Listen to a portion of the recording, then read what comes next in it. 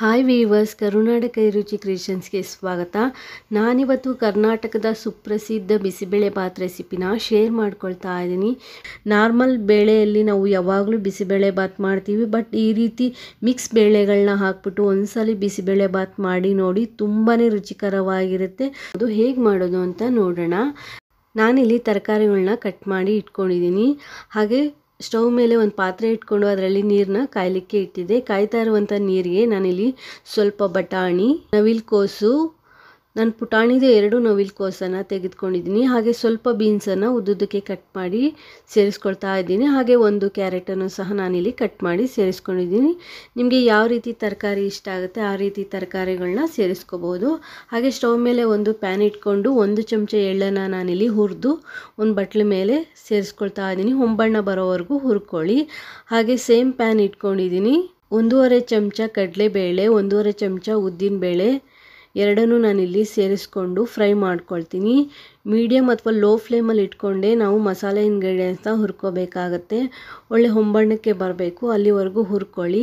ಈ ರೀತಿ ಹುರಿದು ಬಿಸಿಬೇಳೆಬಾತ್ ಮಾಡೋದ್ರಿಂದ ತುಂಬಾ ಟೇಸ್ಟಿಯಾಗಿರುತ್ತೆ ಅಂತಲೇ ಹೇಳ್ಬೋದು. ನಾವು ಬಿಸಿಬೇಳೆಬಾತ್ ಪೌಡರ್ ಇನ್ಸ್ಟೆಂಟಾಗಿ ಮಾಡಿಕೊಂಡು ಮಾಡಿದರೆ ತುಂಬ ರುಚಿಕರವಾಗಿರುತ್ತೆ. ಎಲ್ಲ ಇಂಗ್ರೀಡಿಯೆಂಟ್ಸ್ನು ನಾವು ಸರಿಯಾದ ಅಳತೆಯಲ್ಲಿ ತಗೊಂಡು ಚೆನ್ನಾಗಿ ಫ್ರೈ ಮಾಡಿ ನಾವು ಮಸಾಲೆ ಪೌಡರ್ ಮಾಡಿಕೊಂಡು ನಾವು ಬಿಸಿಬೇಳೆಬಾತ್ ಮಾಡೋದ್ರಿಂದ ಟೇಸ್ಟ್ ತುಂಬ ಚೆನ್ನಾಗಿ ಬರುತ್ತೆ ಅಂತಲೇ ಹೇಳ್ಬೋದು. 3 ಚಮಚ ಆಗುವಷ್ಟು ಧನಿಯಾ ಕಾಳನ್ನು ನಾನಿಲ್ಲಿ ಸೇರಿಸ್ಕೊಳ್ತಾ ಇದ್ದೀನಿ. ಕಡಲೆಬೇಳೆ ಅಥವಾ ಉದ್ದಿನಬೇಳೆ ನಾವೇನು ತೆಗೆದುಕೊಂಡಿರ್ತೀವಿ ಅದರ 2ರಷ್ಟು ನಾವು ಧನಿಯಾ ಕಾಳನ್ನು ಸೇರಿಸ್ಕೋಬೇಕು. 1 ಚಮಚ ಜೀರಿಗೆ, ಒಂದು 5-6 ಕಾಳುಮೆಣಸು, 1 ಮೊಗ್ಗು, 1 ಏಲಕ್ಕಿ, 4 ಲವಂಗ, 1 ಪೀಸು ಚಕ್ಕೆ, ಹಾಗೆ 1 ಸಣ್ಣ ಪೀಸು ಸ್ಟಾರನ್ನು ನಾನಿಲ್ಲಿ ತೆಗೆದುಕೊಂಡು ಮೀಡಿಯಮ್ ಅಥವಾ ಲೋ ಫ್ಲೇಮಲ್ಲಿ ಇಟ್ಕೊಂಡು ಹುರ್ಕೊಳ್ಳಿ. ಒಳ್ಳೆ ಪರಿಮಳ ಬರುತ್ತೆ ಹುರಿಬೇಕಾದ್ರೆ. ಹಾಗೆ ಚೆನ್ನಾಗಿ ಹುರ್ಕೋಬೇಕಾಗುತ್ತೆ. ನೋಡಿ, ಇವಾಗ ಬಣ್ಣ ಎಲ್ಲ ಚೆನ್ನಾಗಿ ಚೇಂಜ್ ಆಗಿದೆ. ಈ ಸಮಯದಲ್ಲಿ ನಾನಿಲ್ಲಿ ಒಣಮೆಣಸಿನ್ಕಾಯನ್ನು ಸೇರಿಸ್ಕೊಳ್ತಾ ಇದ್ದೀನಿ. 4 ಬ್ಯಾಡಗಿ ಮೆಣಸಿನ್ಕಾಯಿ, 3 ಗುಂಟೂರು ಮೆಣಸಿನ್ಕಾಯನ್ನು ಸೇರಿಸ್ಕೊಂಡಿದ್ದೀನಿ. ನೀವು ಖಾರ ಯಾವ ರೀತಿ ತಿಂತೀರಾ ಅನ್ನೋದ್ರ ಮೇಲೆ ಮೆಣಸಿನ್ಕಾಯನ್ನು ವೇರಿಯೇಷನ್ ಮಾಡ್ಕೋಬೋದು, ಹೆಚ್ಚು ಕಡಿಮೆ ಮಾಡ್ಕೋಬೋದು. ಹಾಗೆ 1 ಕಡ್ಡಿ ಕರಿಬೇವನ್ನು ಸಹ ನಾನಿಲ್ಲಿ ಸೇರಿಸ್ಕೊಂಡು ಫ್ರೈ ಮಾಡ್ಕೊಳ್ತಾ ಇದ್ದೀನಿ. ಮೀಡಿಯಮ್ ಅಥವಾ ಲೋ ಫ್ಲೇಮಲ್ಲೇ ಇಟ್ಕೊಂಡು ಚೆನ್ನಾಗಿ ಹುರ್ಕೊಳ್ಳಿ, ಸೀಬಾರ್ದು. ಹಾಗೆ ಒಳ್ಳೆ ಪರಿಮಳ ಬರಬೇಕು, ಒಳ್ಳೆ ಬಣ್ಣ ಬಿಡಬೇಕು, ಅಲ್ಲಿವರೆಗೂ ಹುರ್ಕೊಂಡ್ರೆ ಸಾಕಾಗುತ್ತೆ. ಇದೇ ಇಂಗ್ರೀಡಿಯೆಂಟ್ಸ್ನ ನೀವು ಜಾಸ್ತಿ ಪ್ರಮಾಣದಲ್ಲಿ ಹುರಿದು ಪುಡಿ ಮಾಡಿನೂ ಸಹ ಇಟ್ಕೋಬಹುದು. ನೋಡಿ, ಇಷ್ಟು ಹುರ್ಕೊಂಡ ನಂತರ ನಾನು ಫ್ಲೇಮನ್ನು ಆಫ್ ಮಾಡಿ 1 ಚಿಟಿಕೆ ಇಂಗನ್ನು ನಾನಿಲ್ಲಿ ಸೇರಿಸ್ಕೊಳ್ತಾ ಇದ್ದೀನಿ. ನೀವಿಲ್ಲಿ ಎಳ್ಳು ಬದಲು ಗಸಗಸೆಯನ್ನು ಸಹ ತಗೋಬೋದು. ಅರಿಶಿನ ಪುಡಿಯನ್ನು ಸಹ ಸೇರಿಸ್ಕೊಳ್ತಾ ಇದ್ದೀನಿ. 1 ಚಿಟಿಕೆ ಅರಿಶಿನದ ಪುಡಿ. ಒಣ ಕೊಬ್ಬರಿ ತುರಿಯನ್ನು ಹಾಕುವವರು ಇಲ್ಲಿ ಒಣ ಕೊಬ್ಬರಿ ತುರಿಯನ್ನು ಸಹ 1-2 ಟೇಬಲ್ ಸ್ಪೂನು ಸೇರಿಸ್ಬೋದು. ನಾನಿಲ್ಲಿ ಫ್ರೆಶ್ ಆಗಿರುವಂಥ ತೆಂಗಿನಕಾಯಿ ತುರಿಯನ್ನು ಉಪಯೋಗಿಸ್ಕೊಳ್ಳೋದ್ರಿಂದ ನಾನಿಲ್ಲಿ ಮಸಾಲೆ ಹುರಿಲಿಕ್ಕೆ ಕೊಬ್ಬರಿಯನ್ನು ಯೂಸ್ ಮಾಡ್ಕೊಂಡಿಲ್ಲ. ಹುರಿದಿರುವಂಥ ಮಸಾಲೆ ಪದಾರ್ಥವನ್ನು ಎಳ್ಳು ಹುರಿದಿಟ್ಕೊಂಡಿರುವಂಥ ಪ್ಲೇಟ್ಗೆ ಸೇರಿಸ್ಕೊಳ್ತಾ ಇದ್ದೀನಿ. ಇದನ್ನ ತಣ್ಣಗಾಗಲಿಕ್ಕೆ ಬಿಟ್ಬಿಡಿ. ಅಷ್ಟರೊಳಗಡೆ ನಾನಿಲ್ಲಿ ಬೇಳೆಯನ್ನು ಬೇಯಿಸ್ಕೊಳ್ಳಿಕ್ಕೆ ನಾನಿಲ್ಲಿ ಅರ್ಧ ಕಪ್ಪು ಮಿಕ್ಸ್ ಬೇಳೆಗಳನ್ನ ತೆಗೆದುಕೊಂಡಿದ್ದೀನಿ. ತೊಗರಿಬೇಳೆ, ಮೈಸೂರು ಬೇಳೆ, ಉದ್ದಿನಬೇಳೆ, ಹೆಸರು ಬೇಳೆ ಎಲ್ಲ ಮಿಕ್ಸ್ ಆಗಿದೆ. ಅದನ್ನು ನಾನು ಬೇಯಿಸಿ ಇಟ್ಕೊಂಡಿದ್ದೀನಿ. ಹಾಗೆ ತರಕಾರಿ 3/4% ಬೆಂದ ನಂತರ ನಾನಿಲ್ಲಿ ಬೇಯಿಸಿ ಇಟ್ಕೊಂಡಿರುವ ಬೇಳೆಯನ್ನು ಸಹ ಸೇರಿಸ್ಕೊಂಡಿದ್ದೀನಿ. ಹಾಗೆ 1 ಕಪ್ ಆಗುವಷ್ಟು ಅಕ್ಕಿಯನ್ನು ತೆಗೆದುಕೊಂಡಿದ್ದೀನಿ. ಅಂದರೆ ಬೇಳೆ ಯಾವ ಕಪ್ಪಲ್ಲಿ ತೆಗೆದುಕೊಂಡಿದ್ದೆ ಅದು 2ರಷ್ಟು ಅಕ್ಕಿಯನ್ನು ತಗೊಂಡು ನಾನಿಲ್ಲಿ ಅಕ್ಕಿಯನ್ನು ಚೆನ್ನಾಗಿ 3-4 ಬಾರಿ ವಾಶ್ ಮಾಡಿ ನಾನಿಲ್ಲಿ ಪಾತ್ರೆಗೆ ಸೇರಿಸ್ಕೊಳ್ತಾ ಇದ್ದೀನಿ. ತರಕಾರಿ ಬೇಳೆ ಎಲ್ಲ ಹಾಕಿದ್ದೀನಲ್ಲ ಅದೇ ಪಾತ್ರೆಗೆ ಸೇರಿಸ್ಕೊಂಡು ನಾನಿಲ್ಲಿ ಅಕ್ಕಿಯನ್ನು ಬೇಯಿಸ್ಕೊಳ್ತಾ ಇದ್ದೀನಿ. ನಾನಿಲ್ಲಿ ಕುಕ್ಕರಲ್ಲಿ ಮಾಡ್ತಾ ಇಲ್ಲ, ಓಪನ್ ಪ್ಯಾನಲ್ಲೇ ಬೇಯಿಸ್ಕೊಳ್ತಾ ಇದ್ದೀನಿ. ಹಾಗೆ ಮಸಾಲೆ ಇಂಗ್ರೀಡಿಯೆಂಟ್ಸು ತಣ್ಣಗಾದ ನಂತರ ನಾನಿಲ್ಲಿ ನುಣ್ಣಗೆ ಪೌಡರ್ ಮಾಡಿ ಇಟ್ಕೊಂಡಿದ್ದೀನಿ. ನೋಡಿ, ಈ ರೀತಿ ಪೌಡರ್ ಮಾಡ್ಕೋಬೇಕಾಗತ್ತೆ. ಪೌಡರ್ ಮಾಡಿ ಇಟ್ಕೊಂಡಿರೋವಂಥದ್ದನ್ನು ನಾನು ಒಂದು ಪ್ಲೇಟ್ ಮೇಲೆ ತೆಗೆದುಕೊಳ್ತಾ ಇದ್ದೀನಿ. ಈ ಪೌಡರ್ನ ನಾವು ಸ್ಟೋರ್ ಮಾಡಿನೂ ಸಹ ಇಟ್ಕೋಬಹುದು. ಈ ರೀತಿ ಇನ್ಸ್ಟೆಂಟಾಗಿನೂ ಸಹ ಮಾಡಿ ನಾವು ಬಿಸಿಬೇಳೆಬಾತನ್ನ ಮಾಡಬಹುದು. ನಾನು ತರಕಾರಿ ಎಲ್ಲ ಬೇಯಿಸ್ಕೊಳ್ತಾ ಇದ್ದೀನಲ್ಲ, ಅಕ್ಕಿ 1/2% ಬೆಂದ ನಂತರ ನಾನಿಲ್ಲಿ 2 ಟೊಮೆಟೊನ ಕಟ್ ಮಾಡಿ ನಾನಿಲ್ಲಿ ಸೇರಿಸ್ಕೊಂಡಿದ್ದೀನಿ.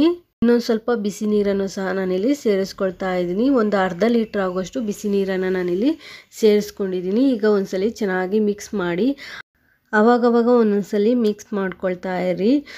ನೋಡಿ, ಅನ್ನ ಚೆನ್ನಾಗಿ ಬೇಯಬೇಕು, ಅಲ್ಲಿವರೆಗೂ ನಾವು ಬೇಯಿಸ್ಕೋಬೇಕಾಗತ್ತೆ. ನೀವು ಎಲ್ಲ ಇಂಗ್ರೀಡಿಯೆಂಟ್ಸ್ನ ಕುಕ್ಕರಲ್ಲಿ ಸೇರಿಸ್ಕೊಂಡು ಕೂಗಿಸ್ಕೋಬಹುದು, ಅಥವಾ ಈ ರೀತಿ ಓಪನ್ ಪ್ಯಾನಲ್ಲೂ ಮಾಡ್ಬೋದು. ಓಪನ್ ಪ್ಯಾನಲ್ಲಿ ಮಾಡಿದರೆ ತುಂಬ ಟೇಸ್ಟಿಯಾಗಿರುತ್ತೆ. ನಾನಿಲ್ಲಿ ಬಿಸಿಬೇಳೆಬಾತ್ ಪೌಡರ್ನ ಸೇರಿಸ್ಕೊಳ್ತಾ ಇದ್ದೀನಿ. ನಾನಿಲ್ಲಿ 2.5 ಚಮಚ ಆಗೋಷ್ಟು ಬಿಸಿಬೇಳೆಬಾತ್ ಪೌಡರ್ ಏನು ಮಾಡಿ ಇಟ್ಕೊಂಡಿದ್ದೆ ಅದನ್ನ ಸೇರಿಸ್ಬಿಟ್ಟು ಒಂದ್ಸಲಿ ಚೆನ್ನಾಗಿ ಮಿಕ್ಸ್ ಮಾಡ್ಕೊಳ್ತಾ ಇದ್ದೀನಿ. ಅಕ್ಕಿ 3/4% ಅಥವಾ 1/2% ಬೆಂದ ನಂತರ ನೀವಿಲ್ಲಿ ಸೇರಿಸಿ. ಮಸಾಲೆ ಎಲ್ಲ ಚೆನ್ನಾಗಿ ಹಿಡಿಯುತ್ತೆ, ಅನ್ನಕ್ಕೆ ಮತ್ತು ತರಕಾರಿಗಳಿಗೆಲ್ಲ ಚೆನ್ನಾಗಿ ಹಿಡಿಯುತ್ತೆ.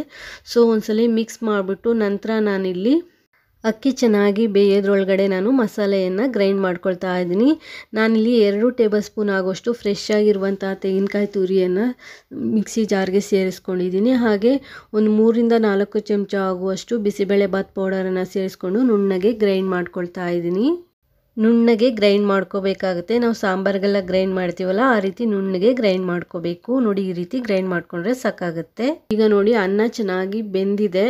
ಅನ್ನ ಚೆನ್ನಾಗಿ ಬೆಂದ ನಂತರ ನಾನಿಲ್ಲಿ ಮಸಾಲೆ ರುಬ್ಬಿಟ್ಕೊಂಡಿದ್ದೆ ಆ ಮಸಾಲೆಯನ್ನು ಸಹ ನಾನಿಲ್ಲಿ ಸೇರಿಸ್ಕೊಳ್ತಾ ಇದ್ದೀನಿ.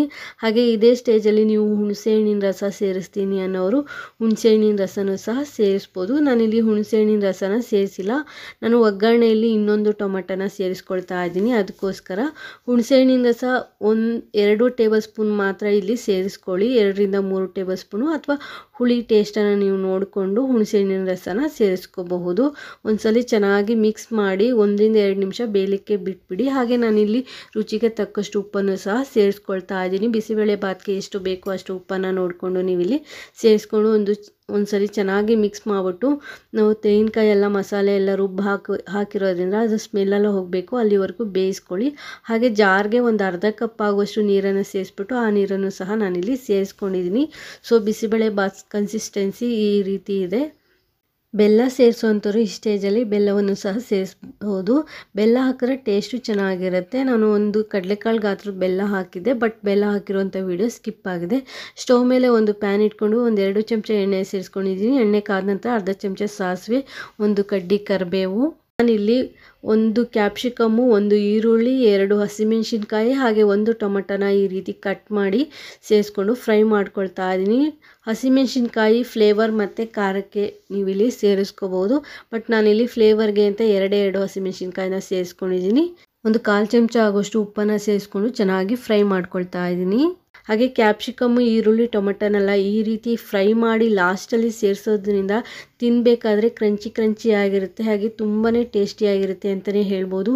ತುಪ್ಪ ಅಥವಾ ಎಣ್ಣೆಯಲ್ಲಿ ನೀವು ಈ ರೀತಿ ಫ್ರೈ ಮಾಡ್ಕೋಬೋದು. ನಾನಿಲ್ಲಿ ಎಣ್ಣೆಯಲ್ಲಿ ಫ್ರೈ ಮಾಡ್ಕೊಂಡಿದ್ದೀನಿ. ಚೆನ್ನಾಗಿ ಫ್ರೈ ಆದ ನಂತರ ನೋಡಿ, ಬಿಸಿಬೇಳೆಬಾತು ಚೆನ್ನಾಗಿ ಬೆಂದಿದೆ, ಈ ಕನ್ಸಿಸ್ಟೆನ್ಸಿಯಲ್ಲಿದೆ. ಈಗ ಬಿಸಿಬೇಳೆಬಾತ್ಗೆ ನಾವು ಫ್ರೈ ಮಾಡಿ ಇಟ್ಕೊಂಡಿರುವಂಥ ಕ್ಯಾಪ್ಸಿಕಮ್ಮು, ಈರುಳ್ಳಿ, ಟೊಮೆಟೊ ಎಲ್ಲದನ್ನು ಸಹ ಸೇರಿಸ್ತಾ ಇದ್ದೀನಿ. ಸೇರಿಸ್ಬಿಟ್ಟು ಚೆನ್ನಾಗಿ ಮಿಕ್ಸ್ ಮಾಡಿ ನಾನಿಲ್ಲಿ 1 ನಿಮಿಷಗಳ ಕಾಲ ಬೇಯಿಸ್ಕೊಳ್ತೀನಿ.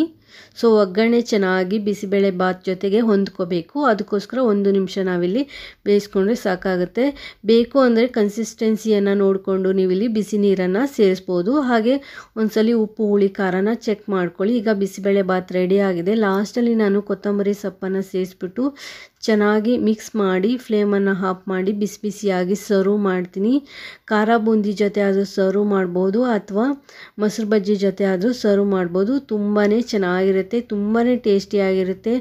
ನಾರ್ಮಲ್ ಬೇಳೆಯಲ್ಲಿ ನಾವು ಯಾವಾಗಲೂ ಬಿಸಿಬೇಳೆಬಾತ್ ಮಾಡ್ತೀವಿ, ಬಟ್ ಈ ರೀತಿ ಮಿಕ್ಸ್ ಬೇಳೆಗಳನ್ನ ಹಾಕ್ಬಿಟ್ಟು ಒಂದ್ಸಲಿ ಬಿಸಿಬೇಳೆಬಾತ್ ಮಾಡಿ ನೋಡಿ, ತುಂಬಾ ರುಚಿಕರವಾಗಿರುತ್ತೆ. ಸೊ ನನ್ನ ಈ ರೆಸಿಪಿ ನಿಮಗೆ ಇಷ್ಟ ಆದರೆ ಪ್ಲೀಸ್ ಒಂದು ಲೈಕ್ ಕೊಡಿ.